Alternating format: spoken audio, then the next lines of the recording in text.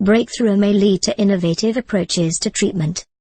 New research suggests that deprivation of an amino acid called arginine may contribute to Alzheimer's disease, a finding that could help usher in new treatment strategies for patients suffering from the debilitating illness.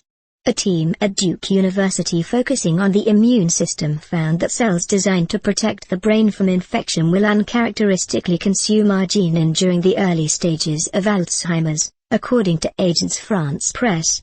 Our approach is recognized as unique and opens new avenues to think about what causes Alzheimer's disease and new ways to treat the disease, senior author Dr. Carol Colton told Time.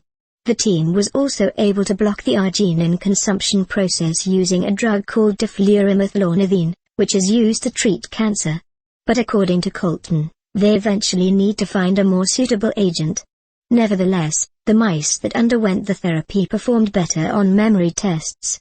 The response to this potential new mechanism is favorable, Colton said. We are cautiously optimistic.